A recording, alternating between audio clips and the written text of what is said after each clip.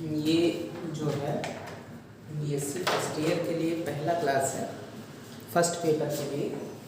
और इसमें ये इंट्रोडक्टरी क्लास भी होगी। थोड़ा सा इसके बारे में हम ये बताएंगे कि पेपर में क्या है, और स्पेशली इलाहाबाद यूनिवर्सिटी के फर्स्ट पेपर के लिए है। तो पहले तो फर्स्ट पेपर का थोड़ा सा सिलेबस हम लोग जानते हैं।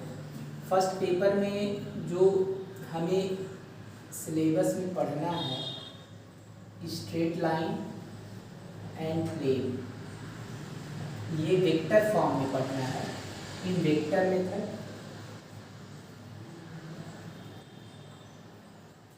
और इसके लिए हम बुक जो कंसीडर करते हैं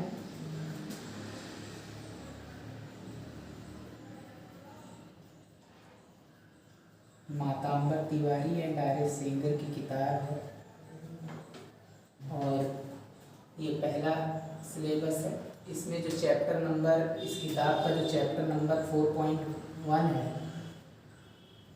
चैप्टर 4.1, 4.2 और 4.3, ये फर्स्ट पेपर का सिलेबस है। इसके अलावा 3 डायमेंशनल ज्योमेट्री, 3D जिसे कहते हैं, 3D की जो किताबें हैं वो N Saran and R S. Gupta की किताब है। ये भी फर्स्ट पेपर में ही है, 3 dimensional geometry by N Saran and R S. Gupta. इस 3D में जो सिलेबस में है हमारे पास, वो स्फीयर है, कोन है, सिलेंडर है, सेंट्रल कॉनिकॉइड है, सेंट्रल कॉनिकॉइड एंड पैराबोला। तो ये हमारा सिलेबस है। और इसके अलावा conic section,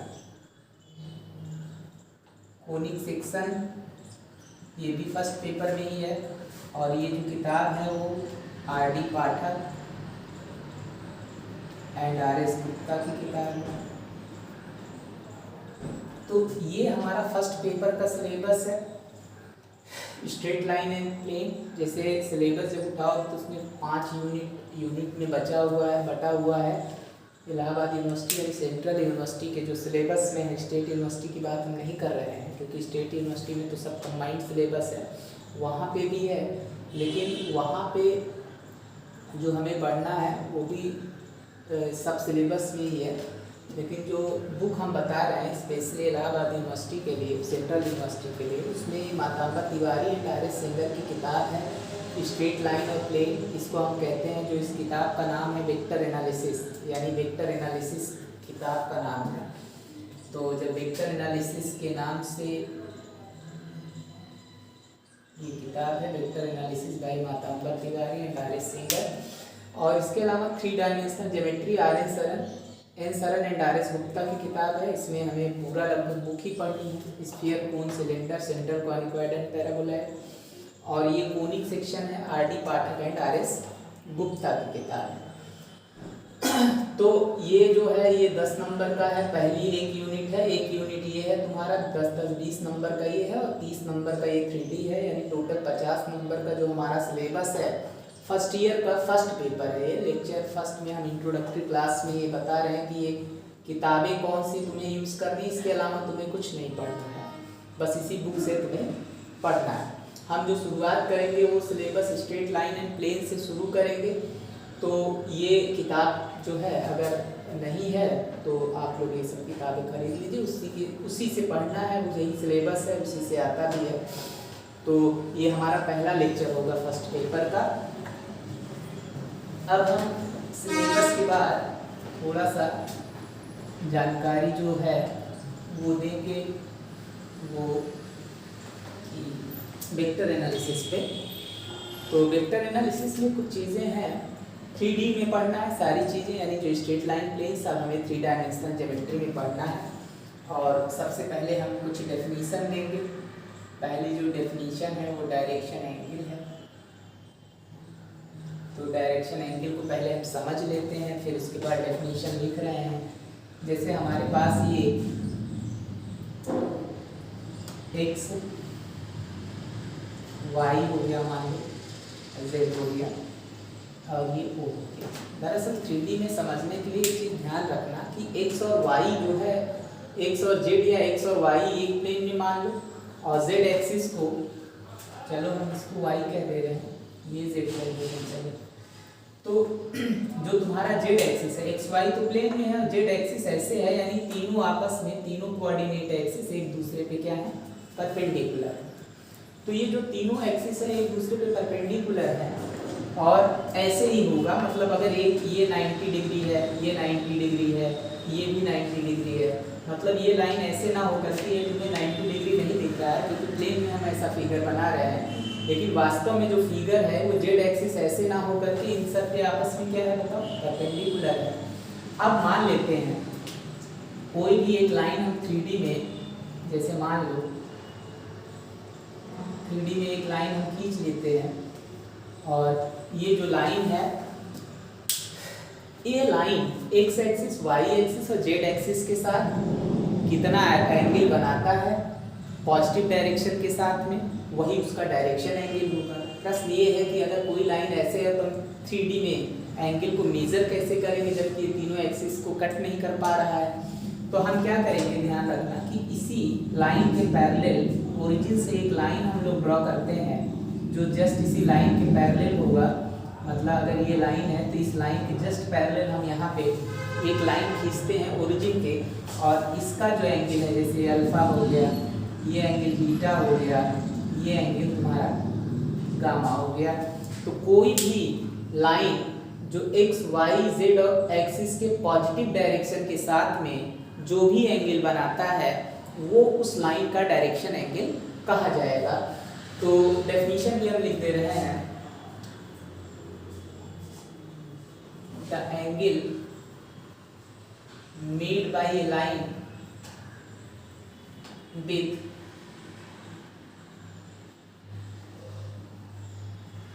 positive direction of x, y and z axis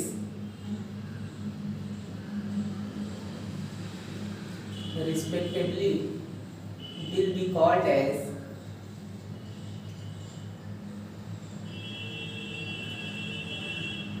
direction angle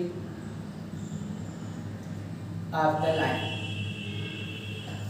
तो कोई भी लाइन, जैसे अब यहाँ पे वही चीज़ है, ये तुम्हारा जेड एक्सिस है, तो जेड एक्सिस है तो तुम्हारा देखो ये लाइन हो गया, ये तुम्हारा अल्फा एंगल हो गया, ये बीटा एंगल, और ये वाला जो एंगल है वो गामा एंगल है। ध्यान दें पॉजिटिव डायरेक्शन के साथ बनाना है। ये अगर इसको पीछे कर देते नेगेटिव होगा, तो हम इस एंगल की बात ना करके केवल पॉजिटिव डायरेक्शन के साथ कर रहे हैं। तो the angle made by a line with positive direction of X, Y and Z axis respectively will be called as direction angle of the line. अब एक लाइन का मतलब, अगर हम इस लाइन को नाम को ए दे दें तो कुछ भी दे सकते हैं, तो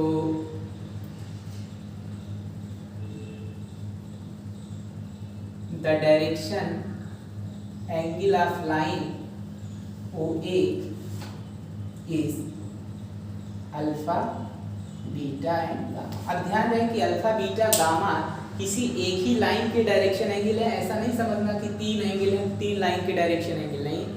कोई भी एक लाइन है, एक्स एक्सिस, वाई एक्सिस और जेड एक्सिस के पॉजिटिव डायरेक्शन के साथ जो भी एंगल बनाता है वो उस लाइन का डायरेक्शन एंगल कहा जाएगा। अब लाइन ओ ए है, अल्फा बीटा गामा जो है एंगल है, डायरेक्शन एंगल है, क्योंकि ये लाइन जो है एक्स के साथ अल्फा, वाई के साथ बीटा, जेड के साथ गामा एंगल बनाता है, तो alpha beta gamma line O ए का क्या हो जाएगा, डायरेक्शन एंगल हो जाएगा। ऐसे अगर हम कहें कि एक्स एक्सिस है, मान लेते हैं डायरेक्शन एंगल एक्स एक्सिस का ही हम मान लेते हैं, direction angle of x axis. अगर हम एक्स एक्सिस के डायरेक्शन एंगल की बात करें तो ये बताओ कि अगर कोई लाइन एक्स एक्सिस की दिशा में है या एक्स एक्सिस है तो एक्स के साथ कितना एंगल बनाएगा, 0 डिग्री बनाएगा भाई, तो 0 डिग्री हो जाएगा तुम्हारा। और एक्स एक्सिस वाई के साथ कितना, दोनों आपस में परपेंडिकुलर हैं तो कितना एंगल बनाएगा, 90 डिग्री का एंगल बनाएगा। और इसी तरीके से अगर हम जेड एक्सिस की भी बात करते हैं तो जेड एक्सिस ऐसा है, इसका मतलब जेड एक्सिस के साथ भी एक्स एक्सिस का एंगल जो है वो 90 डिग्री होगा। अब ध्यान रहे, सबसे पहले एक्स के साथ, फिर वाई के साथ और जेड के साथ क्रम से लिखा जाता है। तो जो डायरेक्शन एंगल होगा एक्स एक्सिस का वो 0 डिग्री होगा, 90 डिग्री होगा और 90 डिग्री। मतलब एक्स एक्सिस एक्स के साथ 0 डिग्री का एंगल बनाएगा, वाई के साथ 90 डिग्री का एंगल बनाएगा, जेड के साथ 90 डिग्री का एंगल बनाएगा। इसी तरीके से अगर हम डायरेक्शन एंगल वाई एक्सिस की बात करें तो direction angle of Y axis, तो वाई एक्सिस की जब हम बात करेंगे यानी लाइन की दिशा अगर हमारा ये है, डायरेक्शन ये है, तो अगर इस डायरेक्शन में लाइन है तो पहले हम x के साथ एंगल मेजर करते हैं। तो x के साथ इसका एंगल क्या होगा बताओ, 90 डिग्री, तो यानी 90 डिग्री। y की दिशा में है तो y के साथ 0 डिग्री और z के साथ भी 90 डिग्री का एंगल बनाएगा। इसका मतलब y एक्सिस का डायरेक्शन एंगल तुम्हारा 90 डिग्री, 0 डिग्री और 90 होगा। ऐसे direction angle of z axis क्या हो जाएगा बताओ, तुम लोग खुद भी बता सकते हो। तो z एक्सिस का जो डायरेक्शन एंगल होगा वो कितना हो जाएगा बताओ, 90 डिग्री हो जाएगा। 90 डिग्री और 0 डिग्री, क्योंकि सबसे पहले z एक्सिस x के साथ कितना 90 डिग्री, y के साथ कितना 90 डिग्री और z के साथ 0 डिग्री का एंगल बनाएगा। तो डायरेक्शन एंगल कुछ नहीं होता, किसी भी लाइन का अगर डायरेक्शन एंगल पूछ रहा है तो बस तुम्हें ये निकालना है कि वो लाइन x के साथ, y के साथ और z एक्सिस के साथ के मतलब पॉजिटिव डायरेक्शन के साथ कितना एंगल बनाएगा, वही उस लाइन का डायरेक्शन एंगल कहा जाता है। तो the angle made by a line with positive direction of x, y and z axis respectively will be called as direction angle of that line. तो ध्यान रहे, सबसे पहले क्रम से x के साथ पहला हम लिखते हैं, फिर y के साथ लिखते हैं और फिर z के साथ लिखते हैं। तो ये हमारा डायरेक्शन एंगल हो गया। ऐसे हम अगर डायरेक्शन कोसाइन की बात करें, एक और नया टर्म है डायरेक्शन कोसाइन। तो डायरेक्शन कोसाइन की बात कर देते हैं। तो कोसाइन का मतलब तुम लोग जानते हो, कोसाइन को ही शॉर्ट में कॉस कहा जाता है। तो कोई भी लाइन का अगर डायरेक्शन एंगल पता है तो उस डायरेक्शन एंगल का जो कोसाइन होता है उसे हम लोग डायरेक्शन कोसाइन कहते हैं। तो इस लाइन का जो डायरेक्शन कोसाइन हो जाएगा, इस जो एंगल है उसका कॉस लगा देते हैं, यानी कॉस अल्फा, कॉस बीटा और कॉस गामा लाइन OA का डायरेक्शन कोसाइन कहा जाएगा। तो डेफिनेशन में हम क्या लिख सकते हैं, the cosine of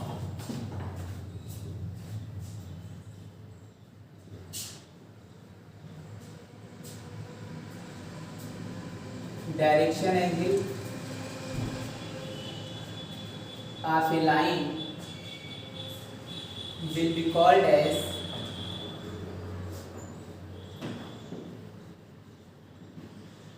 direction cosine of that line। मतलब किसी भी लाइन का डायरेक्शन कोसाइन जो होता है, जो उस लाइन के द्वारा डायरेक्शन एंगल बनाया गया उसका कोसाइन जो होगा। तो हमारा जो लाइन OA है, अगर इसका डायरेक्शन कोसाइन की बात करेंगे, देयरफॉर इसको शॉर्ट में DCs कहते हैं। तो DCs या direction cosines of line OA will be क्या होगा बताओ, cos alpha, cos beta and cos gamma. कुछ नहीं करना है, किसी भी लाइन का अगर हमें डायरेक्शन कोसाइन निकालना है और अगर एंगल पता है तो डायरेक्शन एंगल पता है तो उसका कॉस लगाएंगे। जैसे इस लाइन का डायरेक्शन एंगल क्या है, अल्फा बीटा गामा, तो डायरेक्शन कोसाइन क्या हो जाएगा, cos alpha, cos beta and cos gamma.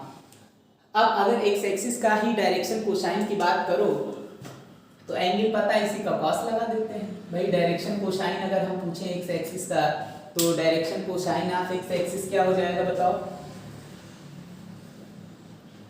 Direction cosine of x axis देखो शॉर्ट में DCs कह रहे हैं, DCs ऑफ एक्स एक्सिस या कोई भी लाइन जो एक्स एक्सिस के पैरेलल है, DCs ऑफ एक्स एक्सिस क्या हो जाएगा बताओ, एंगल पता है तो इसका कॉस निकाल देते हैं, कॉस 0, कॉस 90 एंड कॉस 90। तो कॉस 0 की वैल्यू 1 है, कॉस 90 0 और 0। तो यानी एक्स एक्सिस का जो डायरेक्शन कोसाइन होता है 1 0 और 0 होता है।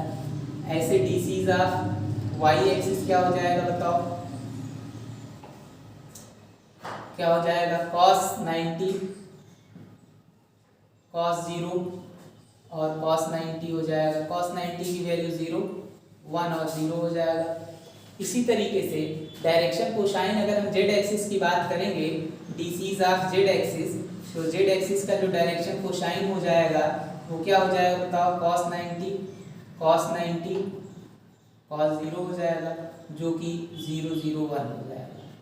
तो दो चीज़ें हम जान गए, किसी भी लाइन का डायरेक्शन एंगल क्या होता है, किसी भी लाइन का जो डायरेक्शन एंगल होता है वो line X axis, Y axis और जेड एक्सिस के पॉजिटिव डायरेक्शन के साथ जो भी एंगल बनाता है उसे हम डायरेक्शन एंगल कहते हैं।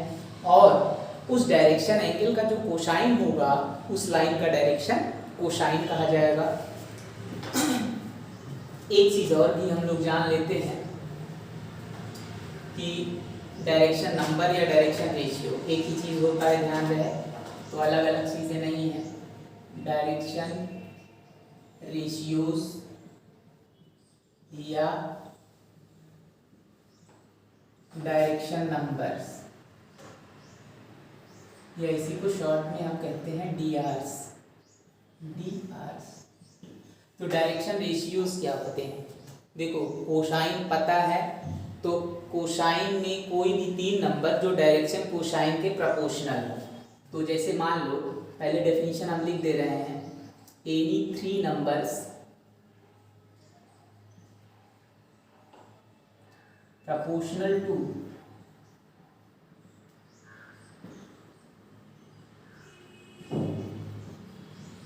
direction cosine of a line will be called as direction ratios of that line। इसका मतलब क्या है कि कोई भी 3 नंबर, मान लेते हैं कि ए बी सी कोई भी 3 नंबर है, let A B C be any 3 numbers, कोई भी 3 नंबर जो डायरेक्शन कोसाइन के प्रोपोर्शनल है, प्रोपोर्शनल का मतलब A upon cos alpha, B upon cos beta, C upon cos gamma, कोई भी 3 नंबर जो डायरेक्शन कोसाइन के प्रोपोर्शनल हो उसे डायरेक्शन रेशियो कहा जाएगा। तो कॉस अल्फा, कॉस बीटा और कॉस गामा को डायरेक्शन कोसाइन कहा जाता है। ए बी सी कोई भी 3 नंबर है जो कॉस अल्फा, कॉस बीटा और कॉस गामा के प्रोपोर्शनल है उसे हम डायरेक्शन कोसाइन कहेंगे। और अगर हम इसको लेमडा मान लें जो 0 नहीं है, तो ए बराबर तुम्हारा हो जाएगा लेमडा कॉस अल्फा, बी बराबर लेमडा कॉस बीटा और सी बराबर lambda cos gamma. A B C को डायरेक्शन रेशियो कहा जाता है, या हम lambda cos alpha, lambda cos beta और लेमडा कॉस गामा को डायरेक्शन रेशियो कहेंगे। मतलब इसको सिंपली अगर हम कहें तो cos alpha, cos beta, cos gamma को हम क्या कहते हैं, डायरेक्शन कोसाइन कहते हैं। अब उस डायरेक्शन कोसाइन में किसी भी नॉन जीरो नंबर से मल्टीप्लाई कर दो, तो lambda cos alpha, lambda cos beta, lambda cos gamma उस लाइन का डायरेक्शन रेशियो होगा।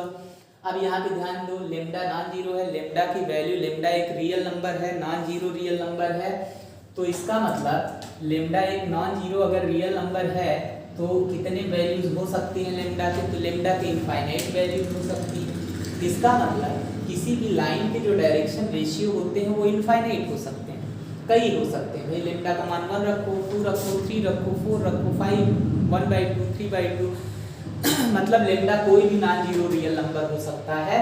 तो इसका मतलब किसी भी लाइन का अगर हमें डायरेक्शन रेशियो निकालना है तो डायरेक्शन कोसाइन में हम एक नॉन जीरो रियल नंबर से मल्टीप्लाई कर दें तो उस लाइन का डायरेक्शन रेशियो निकल आता है।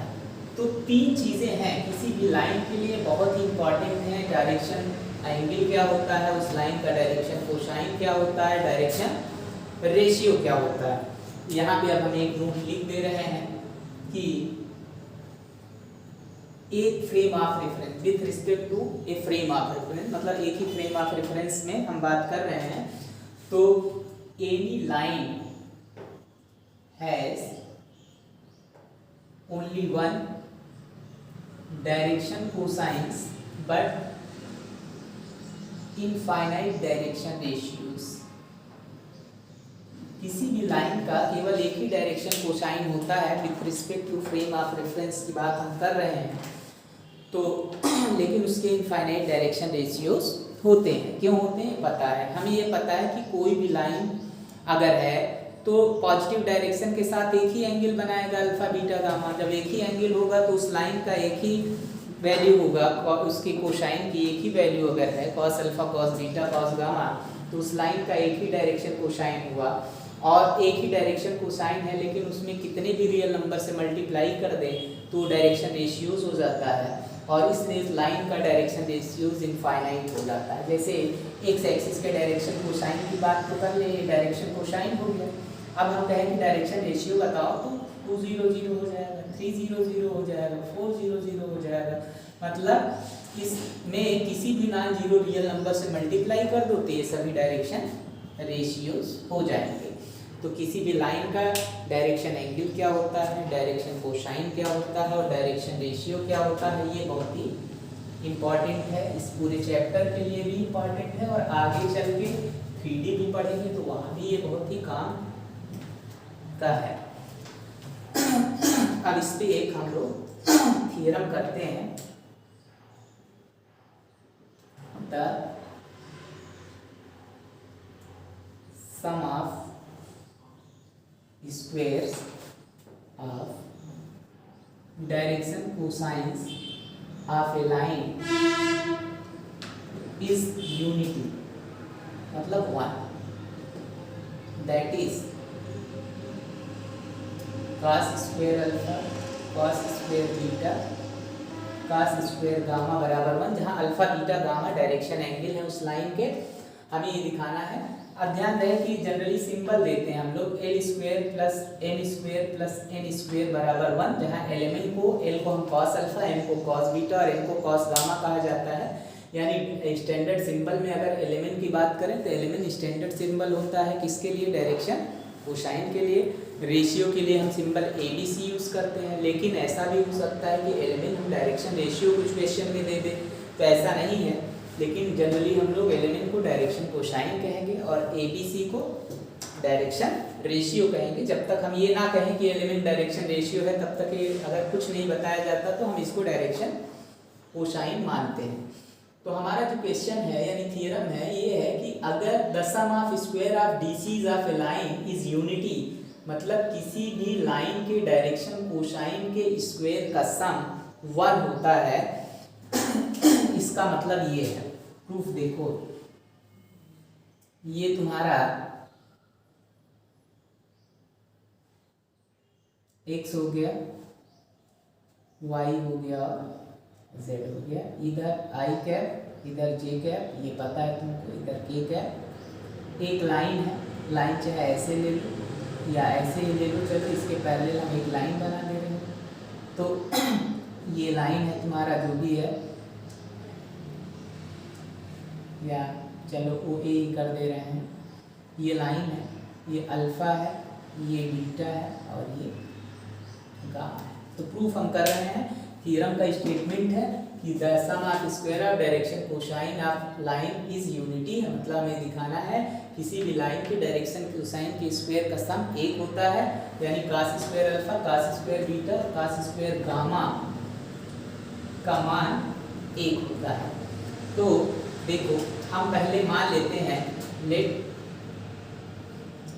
Alpha beta gamma be the direction angle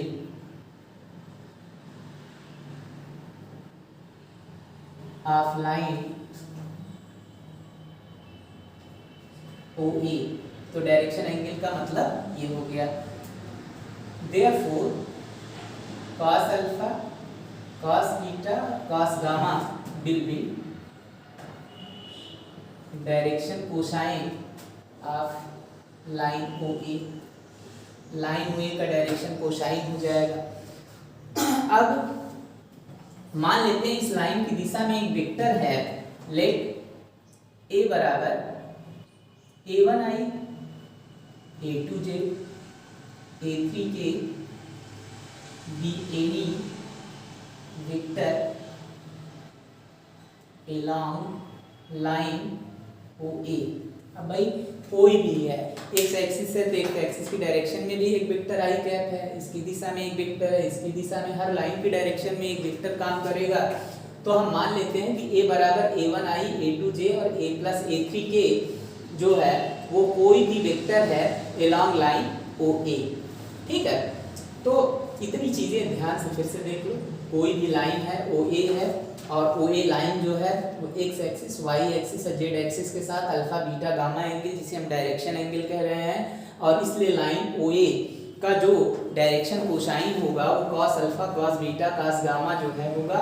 हमें ये प्रूफ करना है कि cos square alpha cos square beta और कॉस स्क्वायर गामा का जो वैल्यू है वो 1 के बराबर है। तो हम इसको प्रूफ करने के लिए मान लिए कि a बराबर a1i a2j और a3k जो है वो कोई वेक्टर है एलॉन्ग लाइन OA। अब यहाँ पे ध्यान से देखो, हम अगर इक्वेशन 1 की सहायता से a1 का मान निकालना चाहें तो सबसे पहले i के साथ दोनों साइड डॉट प्रोडक्ट करें तो a डॉट i आ जाएगा, a dot i a1 i dot i1 हो जाएगा, i dot j 0 i dot k 0। तो इसका मतलब a1 बराबर तुम्हारा हो जाएगा a डॉट i हो जाएगा। मतलब समीकरण नंबर 1 में दोनों साइड i के साथ डॉट प्रोडक्ट लिया गया, a डॉट i हो गया, i डॉट i1 होता है, i डॉट j 0 होता है, i डॉट k 0 हो जाएगा। तो a1 बराबर a डॉट i हो जाएगा। अब a डॉट i का मतलब क्या समझते हो? a इस लाइन की दिशा में वेक्टर है और i इसकी दिशा में है और इनके बीच में एंगल अल्फा है। तो हम ये जानते हैं फार्मूला a डॉट b बराबर mod a mod b cos alpha, जहाँ अल्फा इन दोनों के बीच का एंगल है। तो इस केस में एंगल अल्फा तुम्हारा है तो तुम्हारा हो जाएगा mod a mod i cos alpha. तो मॉड i तो यूनिट वेक्टर है तो इसकी वैल्यू 1 हो जाएगी, तो इसी को हम कह सकते हैं मॉड a कॉस अल्फा। ऐसे हम a2 अगर निकालना है तो a डॉट j हो जाएगा। क्या आ जाएगा बताओ? मॉड a मॉड j और कॉस बीटा, मतलब मॉड a कॉस बीटा हो जाएगा। a3 तुम्हारा आ जाएगा a डॉट k हो जाएगा mod a mod k cos gamma हो जाएगा। तो मॉड a तुम्हारा कॉस गामा हो जाएगा। तो a1 एक बार i के साथ डॉट प्रोडक्ट लिए तो ये आ गया, j के साथ लिए तो ये आ गया और k के साथ डॉट प्रोडक्ट दोनों साइड लिए। तो अब जो a1 a2 और a3 की वैल्यू आ गई इसी को हम इक्वेशन नंबर 1 में रख रहे हैं। तो क्या हो जाएगा वो देखो। तो putting the value of a1 a2 a3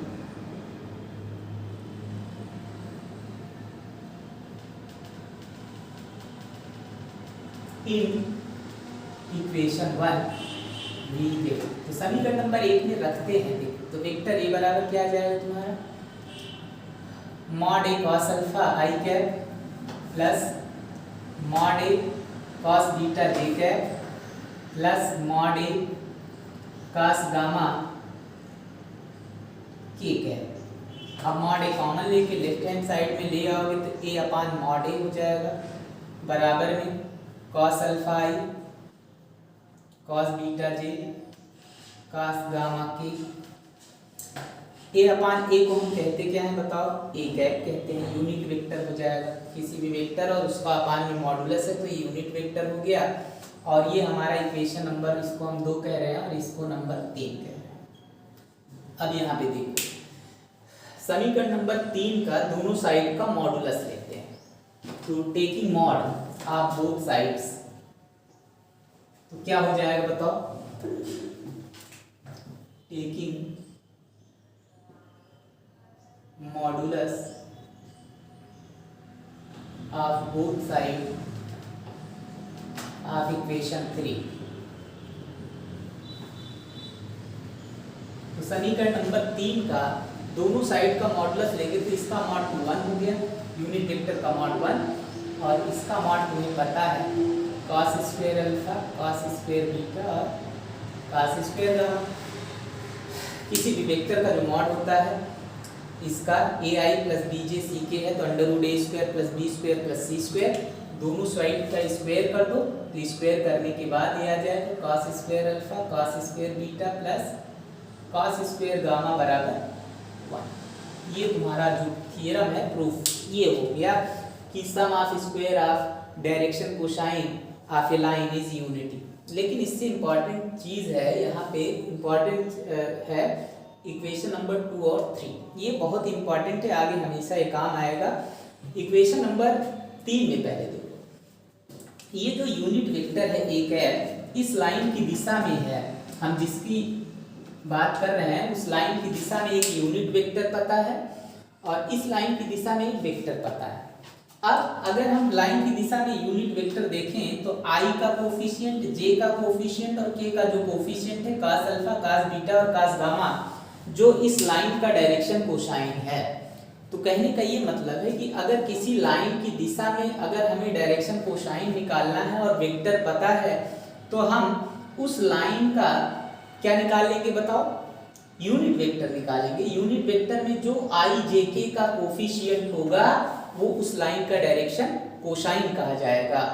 और दूसरी चीज मतलब किसी भी लाइन की दिशा में यूनिट वेक्टर अगर दिया हो और डायरेक्शन कोसाइन पूछें तो हम क्या कहेंगे, यूनिट वेक्टर में जो i j k का कोफिशिएंट होगा उस लाइन का डायरेक्शन कोसाइन होगा। अब हम ये पीछे बताए डायरेक्शन रेशियो क्या होता है, अगर इस डायरेक्शन कोसाइन में किसी नॉन जीरो नंबर से गुणा करें रियल नंबर से तो डायरेक्शन रेशियो हो जाता है। इस इक्वेशन नंबर 2 में देखो, cos अल्फा में मॉड a का गुणा किया, मॉड a एक नॉन जीरो क्या है, रियल नंबर है। cos बीटा cos गामा तीनों में एक नॉन जीरो रियल नंबर का अगर हम मल्टीप्लाई करें हैं तो इसका मतलब ये जो हमारा है mod a cos alpha, mod a cos beta, mod a cos gamma, इस लाइन का डायरेक्शन रेशियो हो गया। लेकिन ये वेक्टर है, इसका मतलब ये वेक्टर है, अगर किसी भी लाइन की दिशा में वेक्टर अगर दिया है तो उसमें i j k का जो कोफिशिएंट होता है वो उस लाइन का डायरेक्शन रेशियो होता है। दो चीजें, यूनिट वेक्टर पता है तो i j k का जो कोफिशिएंट होगा लाइन का डायरेक्शन कोसाइन होगा, और अगर केवल हमें वेक्टर दिया है तो उस i j k का जो कोफिशिएंट है वो क्या होगा, डायरेक्शन रेशियो। तो नोट लिख देते हैं, the coefficient of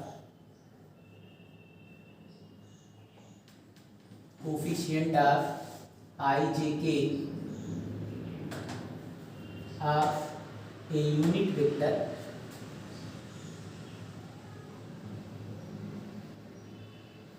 along a line will be direction cosines of that line। किसी भी लाइन का जो i j k का जो मतलब कोफिशिएंट होगा, किसी भी लाइन की दिशा में अगर यूनिट वेक्टर पता है तो जो i j k का जो कोफिशिएंट होगा वो उस लाइन का डायरेक्शन कोसाइन होगा। और अगर केवल वेक्टर हो, वेक्टर पता है तो वेक्टर में जो i j k का कोफिशिएंट होगा वो उस लाइन का डायरेक्शन रेशियो होगा, ये ध्यान रखना।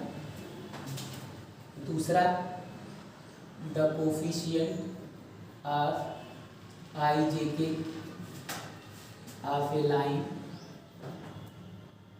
of a vector along a line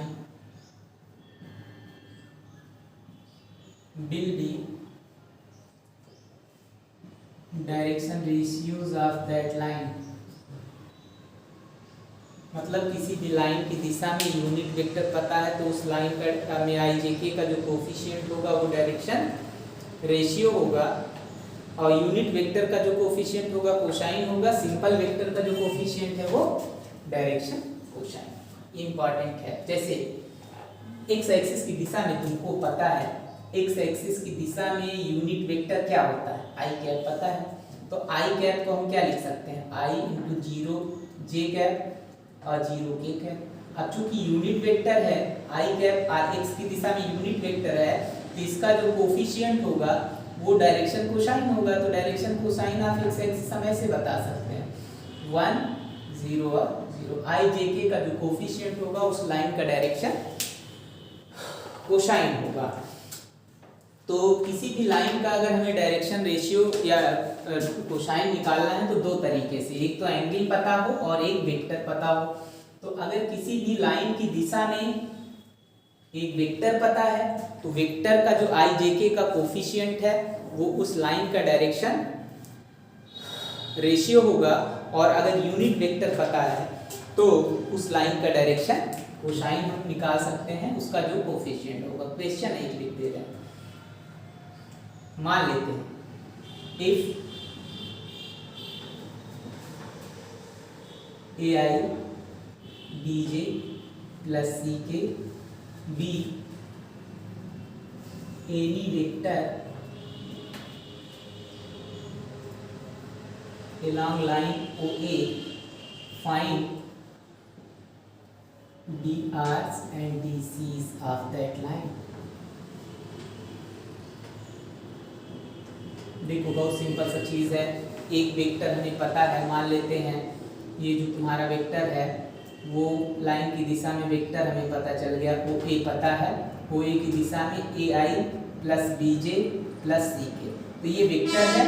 तो इसका जो कोफिशिएंट होगा, जो डायरेक्शन रेशियोज ऑफ OA हो जाएगा, OA लाइन का डायरेक्शन रेशियोज ABC हो जाएगा, मतलब IJK का जो कोफिशिएंट होगा वो डायरेक्शन रेशियो हो जाएगा। और कोसाइन निकालने के लिए हमें यूनिट वेक्टर निकालना पड़ेगा, तो पहले हम यूनिट वेक्टर निकालते हैं। OA कैप जब निकालेंगे तो कैसे निकालेंगे, AI plus BJ plus CK upon में under root A square plus B square plus C square. और इसलिए डायरेक्शन कोसाइन जब निकालेंगे तो डायरेक्शन कोसाइन क्या हो जाएगा, I का कोफिशिएंट आ जाएगा A upon A square plus B square plus C square, B upon A square plus B square plus C square, और C upon A square plus B square plus C square. तो मतलब किसी भी line की दिशा में अगर एक vector पता है तो हम उस लाइन का डायरेक्शन रेशियोज और डायरेक्शन कोसाइन दोनों बता सकते हैं। अगर डायरेक्शन रेशियोज निकालना है तो जो वेक्टर OA होगा उसमें IJK का जो कोफिशिएंट होगा उस लाइन का डायरेक्शन रेशियो होगा। और यूनिट वेक्टर निकालने के बाद अगर हमें ये पता चल जाएगा, यूनिट वेक्टर पता है, तो यूनिट वेक्टर निकालने के बाद OA अगर हमारा यूनिट वेक्टर है तो IJK का जो कोफिशिएंट होगा उस लाइन का डायरेक्शन कोसाइन हो जाएगा। तो दो तरीके हो गए भाई, अगर एंगल पता है तब निकाल सकते हैं, वेक्टर पता है तब निकाल सकते हैं। एक और तरीका है, अगर किसी भी लाइन पर दो पॉइंट पता है तो हम कैसे उसका, मान लेते A और एक B है, तो x1 y1 z1 हो गया, x2 y2 z2 हो गया। किसी भी लाइन पर दो पॉइंट अगर पता है तो हम डायरेक्शन कोसाइन कैसे निकालेंगे, तो direction ratios and direction cosines of the line if 2 points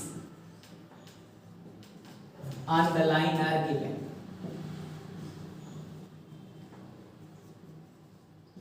तो दो पॉइंट अगर दिए हैं तब कैसे निकालेंगे, तो ध्यान रखें कैसे निकालते हैं। देखो सबसे पहले हम AB वेक्टर निकालते हैं, तो ये ध्यान है कि अगर किसी भी पॉइंट का अगर कोऑर्डिनेट दिया है तो उस पॉइंट का पोजीशन वेक्टर होता है। तो मतलब अगर हम O यहाँ पे मान लें तो ये तुम्हारा हो जाएगा OA, तुम्हारा जो हो जाएगा वो x1 I हो जाता है, y1 j हो जाता है, z1 k। पॉइंट अगर दिया है तो उसका पोजीशन वेक्टर यानी OA हो गया।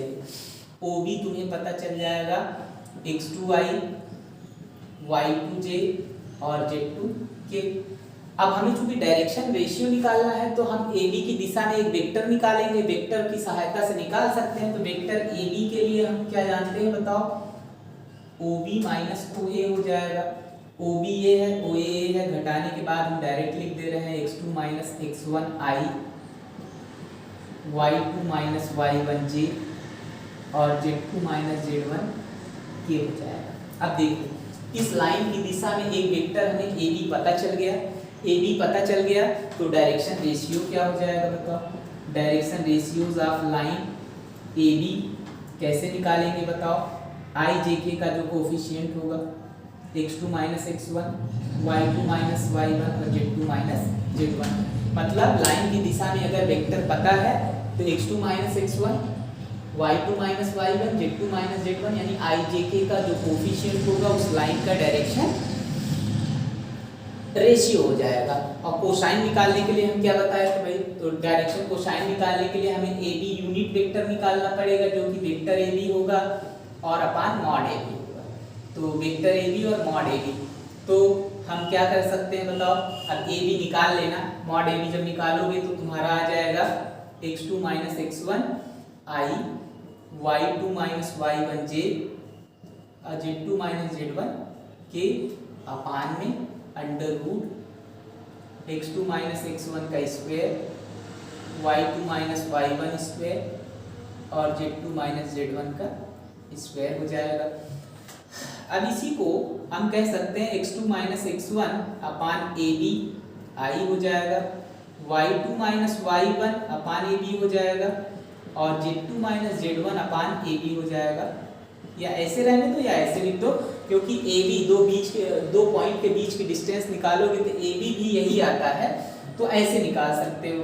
अब अगर पूछा जाए कि लाइन ए बी का डायरेक्शन कोसाइन क्या होगा बताओ, तो direction cosine of A B हो जाएगा तुम्हारा आई का coefficient x2 minus x1 upon A B लिख दो या पूरा ए निकाल दो, y2 minus y1 upon A B और z2 minus z1 upon A B. तो ये सिंपल सा तरीका है कि अगर किसी भी लाइन पर दो पॉइंट पता है तो वेक्टर निकाल लो, या आप सिंपल तरीका देखो, अगर किसी भी लाइन पर दो पॉइंट पता है तो डायरेक्शन रेशियो निकालने के लिए x2 में चाहे इसमें से इसको घटा दो या इसमें से इसको घटा दो, कोई फर्क नहीं पड़ता।